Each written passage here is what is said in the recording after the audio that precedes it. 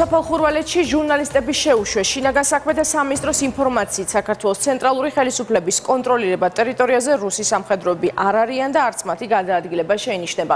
ევროკავშირის სარემკურებლო მისიაშიც აცხადებენ, რომ ადგილზე ახალი ბორდერიზაციის აქტივობების ნიშნები არ ჩანს. ნინო ფისაძე მოგვაწვდის ბოლო ინფორმაცია საოკუპაციო ზოლიდან. ნინო, გისმენთ. დიახ, ჩვენ მარიამ ამ დროისთვის ვიმყოფებით სოფელ ხურვალეთში და სწორედ ეს წუთია გამოვედით იმ ადგილიდან, საოკუპაციო ზოლის სიახლოვეს იმ ადგილიდან, სადაც ქართველმა სამართალდამცავებმა მოგვცეს შესაძლებლობა და შეგვიყვანეს. მთელი დღის განმავლობაში ველოდებოდი ჟურნალისტები და მხოლოდ აი ახლა მოგვეცა შესაძლებლობა ამ ტერიტორიაზე შესვლის. საოკუპაციო ხაზთან ჩვენ შევძელით მიახლოება მხოლოდ 100 მეტრის მოშორებით. ჩვენ ვერ მივედით მავთუხლართებამდე და იმ რუსულ სათვალთვალო საგუშაგომდე, სადაც წინა დღეებში ვახერხებდით მისვლას. ქართველმა სამართალდამცავებმა, როგორც გითხარით, მხოლოდ 100 მეტრის მოშორებით მოგვცეს უფლება, რომ მივსულიყავით და გითხრას, რომ ეს უსაფრთხოებიდან გამომდინარე იყო ეს გადაწყვეტილება მიღებული. რაც შეეხება ამ ტერიტორიაზე ამ წუთში დანამდვილებით შემიძლია გითხრათ, რომ რუსი სამხედროების გადაადგილება არ შეინიშნება. აქ არიან ქართველი სამართალდამცავები და თითქმის მონაკვეთზე რამდენიმე ათეული სამართალდამცავი ქართველი დგას. აქ იმყოფებიან ასევე ევროკავშირის სადამკვირვებლო მისიის მონიტორები. რაც შეეხება ბატონისაშვილების ბაღს, ჩვენ ვერ შევძელით იმ ბაღთან მისვლას, რაზეც საუბარი იყო, რომ იქ რამდენიმე შეიარაღებული პირი რუსი სამხედროები დაინახეს ადგილობრივებმა. ჩვენ ვერ შევძელით გივი ბატონისაშვილთან გასაუბრება დღეს და მხოლოდ ლუდა სალია არის ერთადერთი ადამიანი, რომელიც ჩვენთან საუბარში ამბობს, რომ დაინახა რამდენიმე შეიარაღებული პირი, რომელიც გადაადგილდებოდა სოფლის ტერიტორიაზე და მას არ მისცეს მიახლოების საშუალება უკვე შემდეგ სამართალდამცავებმა. რამდენად შეესაბამება ეს სიმართლეს და იყვნენ თუ არა რუსი სამხედროები გადმოსული ცენტრალური ხელისუფლების მიერ კონტროლირება ტერიტორიაზე, ამაზე დაზუსტებით საუბარი არ შეგვიძლია. ადგილობრივი მოსახლეობა ამ კითხვაზე პასუხს თითქმის არ გვცემს. ისინი ამბობენ, რომ ისინი საზღვრის პირზე, ეგრეთ წოდებული საზღვრის პირზე ცხოვრობენ და მათ ეშინიათ კამერების წინ საუბარი.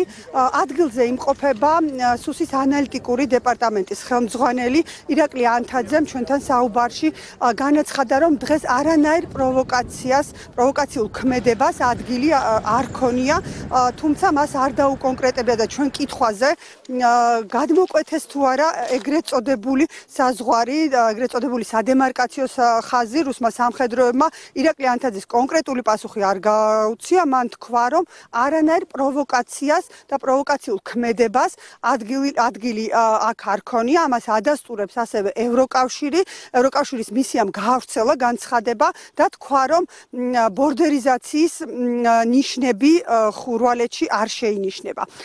ჩვენ როგორც გითხარით, ეს წუთია გამოვედით და კიდევ ერთი ინფორმაცია, რომ ირაკლი ანთაძემ განაცხადა, რომ ტექნიკური შეხვედრისთვის მიმდინარეობს მზადება, რომელიც IPRM-ის ფარგლებში შედგება.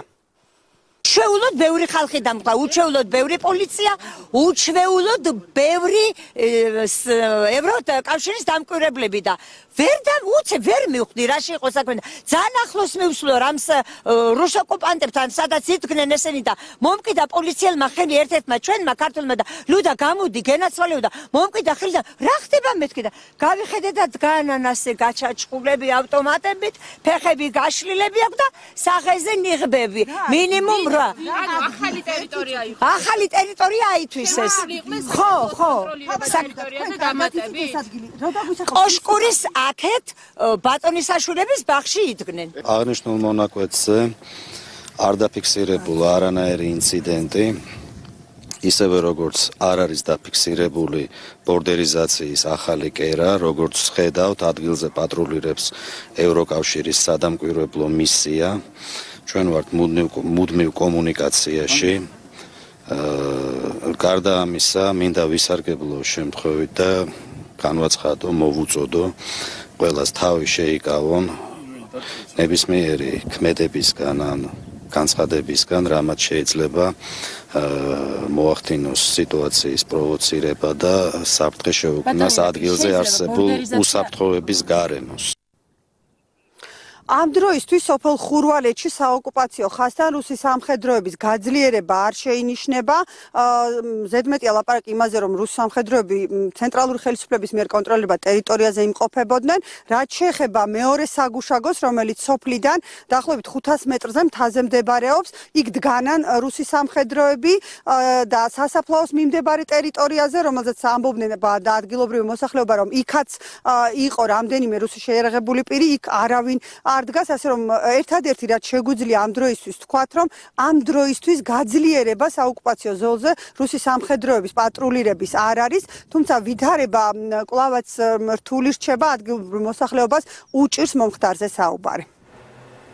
გმადლობთ ნინო, ეს ნინო ფისაძე იყო.